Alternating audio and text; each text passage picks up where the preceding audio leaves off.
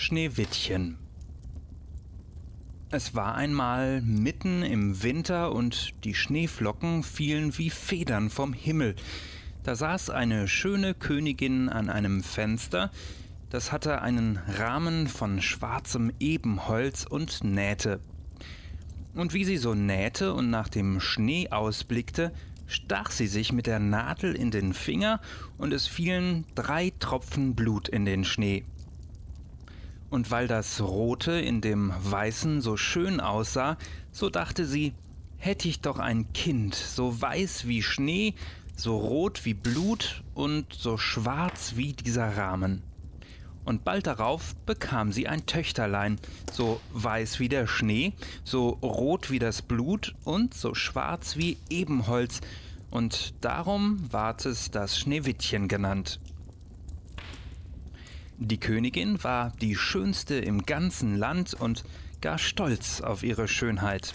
Sie hatte auch einen Spiegel, vor den trat sie alle Morgen und fragte: »Spieglein, Spieglein an der Wand, wer ist die schönste Frau in dem ganzen Land?« Da sprach das Spieglein allzeit: »Ihr, Frau Königin, seid die schönste Frau im Land.« Und da wusste sie gewiss, dass niemand schöner auf der Welt war. Schneewittchen aber wuchs heran, und als es 7 Jahre alt war, war es so schön, dass es selbst die Königin an Schönheit übertraf.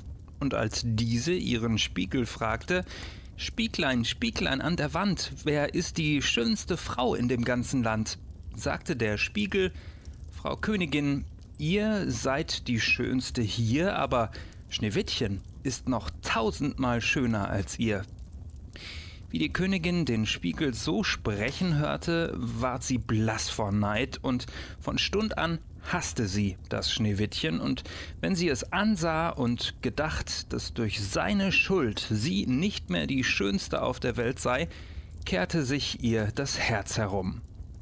Da ließ ihr der Neid keine Ruhe, und sie rief einen Jäger und sagte zu ihm: »Führ das Schneewittchen hinaus in den Wald, an einen weiten, abgelegenen Ort, da stich's tot, und zum Wahrzeichen bring mir seine Lunge und seine Leber mit, die will ich mit Salz kochen und essen.« Der Jäger nahm das Schneewittchen und führte es hinaus. Wie er aber den Hirschfänger gezogen hatte und eben zustechen wollte, da fing es an zu weinen und bat so sehr, er mögt ihm sein Leben lassen. Es wollt nimmermehr zurückkommen, sondern in dem Wald fortlaufen. Den Jäger erbarmte es, weil es so schön war, und gedachte, die wilden Tiere werden es doch bald gefressen haben. Ich bin froh, dass ich es nicht zu töten brauche, und weil gerade ein junger Frischling gelaufen kam, stach er den nieder, nahm Lunge und Leber heraus und brachte sie als Wahrzeichen der Königin mit.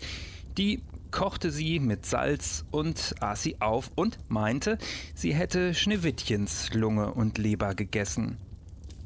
Schneewittchen aber war in dem großen Wald mutterselig allein, so dass ihm recht Angst ward, und fing an zu laufen über die spitzen Steine und durch die Dornen den ganzen Tag. Endlich, als die Sonne untergehen wollte, kam es zu einem kleinen Häuschen. Das Häuschen gehörte 7 Zwergen, die waren aber nicht zu Haus, sondern in das Bergwerk gegangen. Schneewittchen ging hinein und fand alles klein, aber niedlich und reinlich. Da stand ein Tischlein mit 7 kleinen Tellern, dabei 7 Löfflein, 7 Messerlein und Gäblein, 7 Becherlein, und an der Wand standen 7 Bettlein nebeneinander frisch gedeckt. Schneewittchen war hungrig und durstig, aß von jedem Tellerlein ein wenig Gemüs und Brot, trank aus jedem Gläschen einen Tropfen Wein, und weil es so müd war, wollte es sich schlafen legen. Da probierte es die 7 Bettlein nacheinander, keins war ihm aber recht, bis auf das 7., in das legte es sich und schlief ein. Wie es Nacht war, kamen die 7 Zwerge von ihrer Arbeit heim und steckten ihre 7 Lichtlein an. Da sahen sie, dass jemand in ihrem Haus gewesen war. Der erste sprach: »Wer hat auf meinem Stühlchen gesessen?« Der zweite: »Wer hat von meinem Tellerchen gegessen?« Der dritte: »Wer hat von meinem Brötchen genommen?« Der vierte: »Wer hat von meinem Gemüschen gegessen?« Der fünfte: »Wer hat mit meinem Gäbelchen gestochen?« Der sechste: »Wer hat mit meinem Messerchen geschnitten?« Der siebente: »Wer hat aus meinem Becherlein getrunken?« Danach sah der erste sich um und sagte: »Wer hat in mein Bettchen getreten?« Der zweite: »Ei, in meinem hat auch jemand gelegen.« Und so alle weiter bis zum siebenten. Wie der nach seinem Bettchen sah, da fand er das Schneewittchen darin liegen und schlafen. Da kamen die Zwerge alle gelaufen und schrien vor Verwunderung und holten ihre 7 Lichtlein herbei und betrachteten das Schneewittchen. »Ei du mein Gott, ei du mein Gott«, riefen sie, »was ist das schön!« Sie hatten große Freude an ihm, weckten es auch nicht auf und ließen es in dem Bettlein liegen. Der 7. Zwerg aber schlief bei seinen Gesellen, bei jedem 1 Stunde, da war die Nacht herum. Als nun Schneewittchen aufwachte, fragten sie es, wer es sei und wie es in ihr Haus gekommen wäre. Da erzählte es ihnen, wie seine Mutter es habe wollen umbringen, der Jäger ihm aber das Leben geschenkt und wie es den ganzen Tag gelaufen und endlich zu ihrem Häuslein gekommen sei. Da hatten die Zwerge Mitleid und sagten: »Wenn du unseren Haushalt versehen und kochen, nähen, betten, waschen und stricken willst, auch alles ordentlich und reinlich halten, sollst du bei uns bleiben und soll dir an nichts fehlen. Abends kommen wir nach Haus, da muss das Essen fertig sein. Am Tage aber sind wir im Bergwerk und graben Gold, da bist du allein. Hüt dich nur vor der Königin und lass niemand herein.« Die Königin aber glaubte, sie sei wieder die Allerschönste im Land, trat morgens vor den Spiegel und fragte: »Spieglein, Spieglein an der Wand, wer ist die schönste Frau in dem ganzen Land?« Da antwortete der Spiegel aber wieder: »Frau Königin, ihr seid die Schönste hier, aber Schneewittchen über den 7 Bergen ist noch 1000-mal schöner als ihr.« Wie die Königin das hörte, erschrak sie und sah wohl, dass sie betrogen worden und der Jäger Schneewittchen nicht getötet hatte. Weil aber niemand als die 7 Zwerglein in den 7 Bergen war, da wusste sie gleich, dass es sich zu diesen gerettet hatte, und nun sann sie von neuem nach, wie sie es umbringen könnte, denn solange der Spiegel nicht sagte, sie wäre die schönste Frau im ganzen Land, hätte sie keine Ruhe. Da war ihr alles nicht sicher und gewiss genug, und sie verkleidete sich selber in eine alte Krämerin, färbte ihr Gesicht, dass sie auch kein Mensch erkannte, und ging hinaus vor das Zwergenhaus. Sie klopfte an die Tür und rief: macht auf, ich bin die alte Krämerin, die gute Ware feil hat.« Schneewittchen guckte aus dem Fenster. »Was habt ihr denn?« »Schnürriemen, liebes Kind«, sagte die Alte und holte einen hervor, der war von gelber, roter und blauer Seide geflochten. »Willst du den haben?« »Ei ja«, sprach Schneewittchen und dachte, die gute alte Frau kann ich wohl hereinlassen, die meint's redlich, riegelte also die Türe auf und handelte sich den Schnürriemen. »Aber wie bist du so schlampig geschnürt?« fragte die Alte.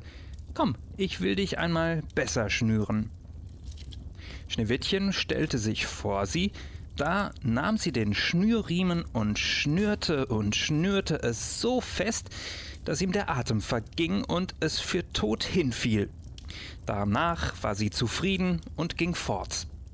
Bald darauf ward es Nacht, da kamen die 7 Zwerge nach Haus. Die erschraken recht, als sie ihr liebes Schneewittchen auf der Erde liegen fanden, als wär es tot. Sie hoben es in die Höhe, da sahen sie, dass es so fest geschnürt war, schnitten den Schnürriemen entzwei, da atmete es erst und dann ward es wieder lebendig. Das ist niemand gewesen als die Königin, sprachen sie. Die hat dir das Leben nehmen wollen. Hüte dich und lass keinen Menschen mehr herein. Die Königin aber fragte ihren Spiegel: Spieglein, Spieglein an der Wand, wer ist die schönste Frau in dem ganzen Land? Der Spiegel antwortete: Frau Königin, ihr seid die Schönste hier, aber Schneewittchen bei den 7 Zwergelchen ist 1000-mal schöner als ihr. Sie erschrak, dass das Blut ihr all zum Herzen lief, da sie sah, dass Schneewittchen wieder lebendig geworden war. Danach sann sie den ganzen Tag und die Nacht, wie sie es doch noch fangen sollte, und machte einen giftigen Kamm, verkleidete sich in eine ganz andere Gestalt und ging wieder hinaus. Sie klopfte an die Tür, Schneewittchen aber rief: Ich darf niemanden reinlassen. Da zog sie den Kamm hervor, und als Schneewittchen den blinken sah und es auch jemand ganz Fremdes war, so machte es doch auf und kaufte ihr den Kamm ab. Ich will dich auch kämmen, sagte die Krämerin. Kaum aber stach der Kamm dem Schneewittchen in den Haaren, da fiel es nieder und war tot. Nun wirst du liegen bleiben, sagte die Königin, und ihr Herz war ihr leicht geworden, und sie ging heim. Die Zwerge aber kamen zu rechter Zeit, sahen, was geschehen, und zogen den giftigen Kamm aus den Haaren. Da schlug Schneewittchen die Augen auf und war wieder lebendig und versprach den Zwergen, es wollte gewiss niemand mehr einlassen. Die Königin aber stellte sich vor ihren Spiegel. Spieglein, Spieglein an der Wand, wer ist die schönste Frau in dem ganzen Land? Der Spiegel antwortete: Frau Königin, ihr seid die Schönste hier, aber Schneewittchen bei den 7 Zwergelchen ist 1000-mal schöner als ihr. Wie das die Königin wieder hörte, zitterte und bebte sie vor Zorn. So soll das Schneewittchen noch sterben, und wenn es mein Leben kostet. Dann ging sie in ihre heimlichste Stube, und niemand durfte vor sie kommen, und da machte sie einen giftigen Apfel. Äußerlich war er schön und rotbäckig, und jeder, der ihn sah, bekam Lust dazu.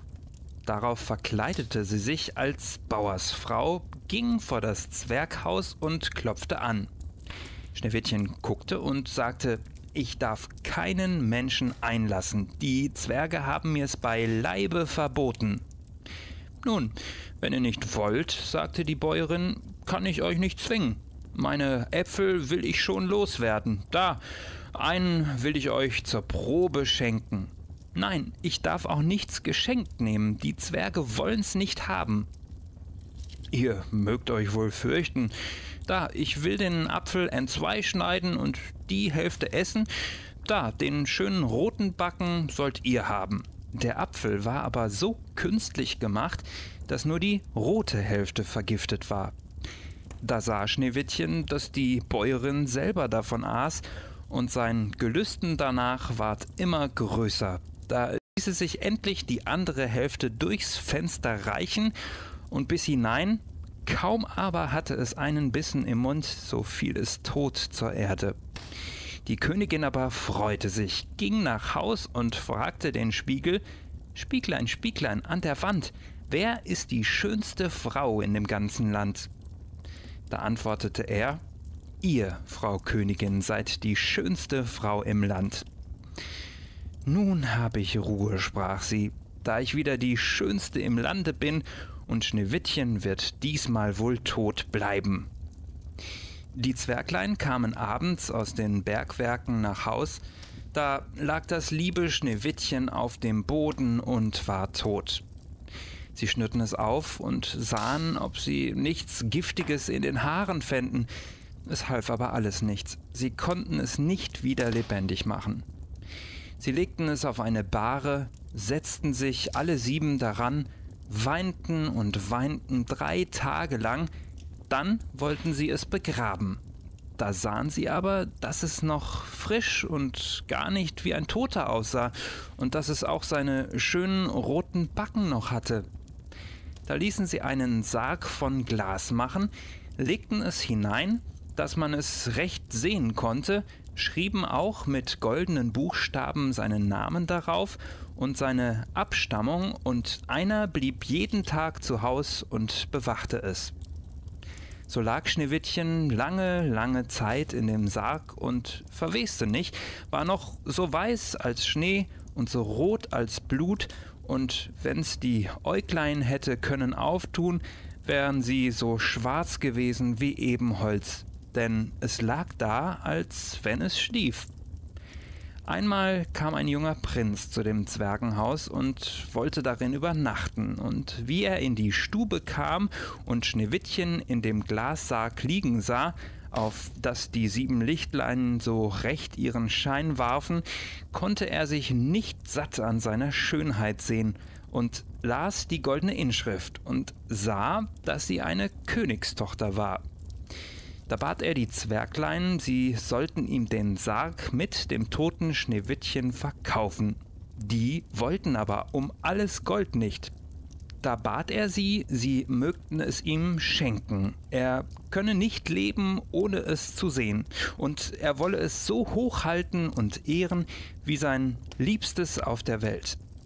Da waren die Zwerglein mitleidig und gaben ihm den Sarg. Der Prinz aber ließ ihn in sein Schloss tragen und ließ ihn in seine Stube setzen.